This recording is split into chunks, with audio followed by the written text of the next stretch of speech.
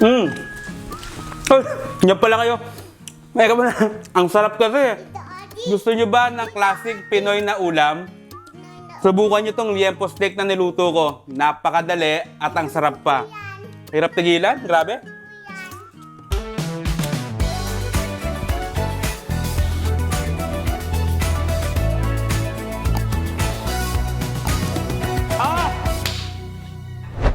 Napakadali lang nito guys. Ito lang yung pambabad natin sa pork belly. Soy sauce,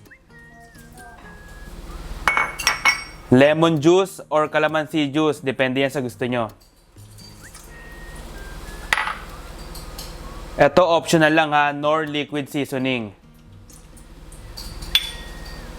Konting brown sugar, pang balance ng acidity. Tapos, oyster sauce.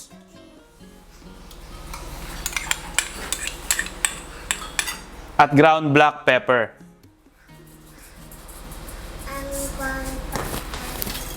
Haluin lang natin to guys.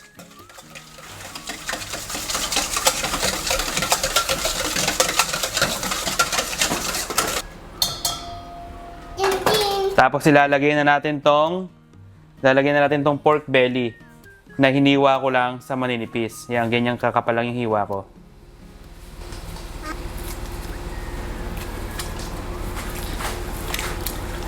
Haluin lang natin maigi para manuot yung lasa niya. Para kapit na kapit yung ating babad. Yan.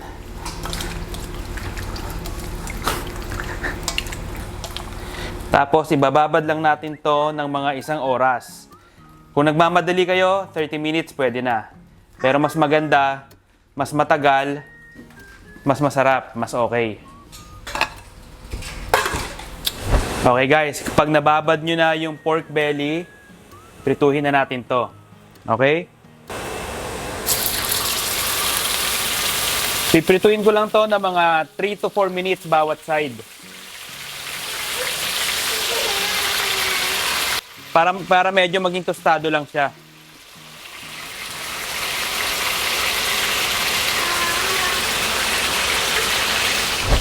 Okay, so after 4 minutes guys, babalik na rin ko lang to.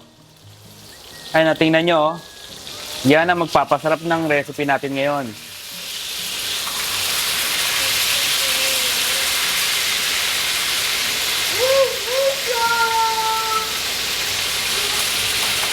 Okay guys, after 4 minutes or kapag masaya na kayo sa kulay, hanguin nyo na.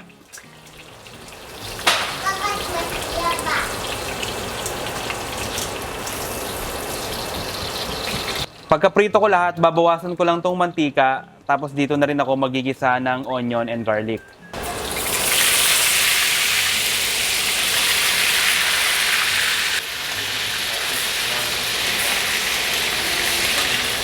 Okay guys, magprito na tayo. Magisa na tayo ng onion and garlic.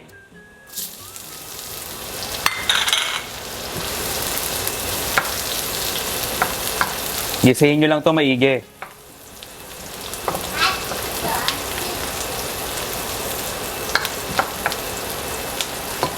Pag nagisa nyo na maigi, ilagay nyo na tong pork belly.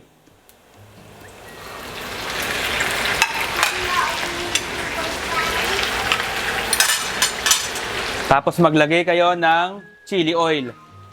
Kahit anong brand pwede.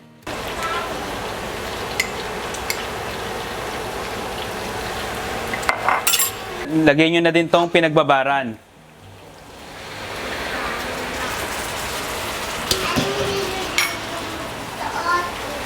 Tapos konting tubig.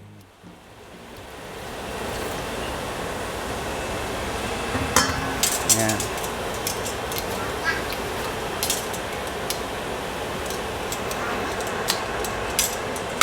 Tatakpan lang natin to ng mga 10 to 15 minutes. Okay guys, after mga 10 minutes, pwede na to. Titimplahan ko lang ng konting patis. Konti lang. Yan. Tapos ilagay na natin tong sibuyas or onion na hiniwa ko lang ng pa-onion rings. Tapos lulutuin pa natin to ng 5 minutes. Okay guys, after 5 minutes or kapag medyo luto na yung onion, lagyan na natin tong cornstarch slurry.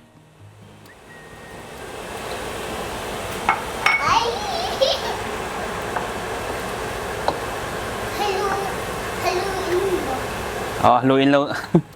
Haluin daw natin. Ayan.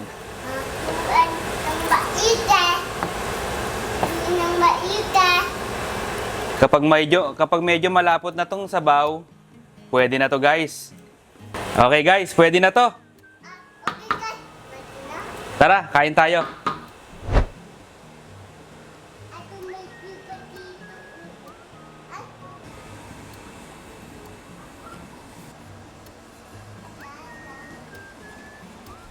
O, di ba? Napakadali lang lutuin ng liempo steak. Subukan nyo na to guys. Promise, hindi kayo magsisisi.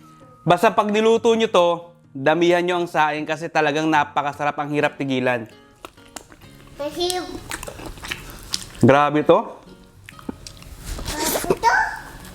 Napakalinamnam at napakalambot ng karne. It melts in your mouth. Grabe. Tapos tamang-tama yung asim at alat niya. Bakit may alat? Ang sarap nito sa kanin, guys. Ano yun?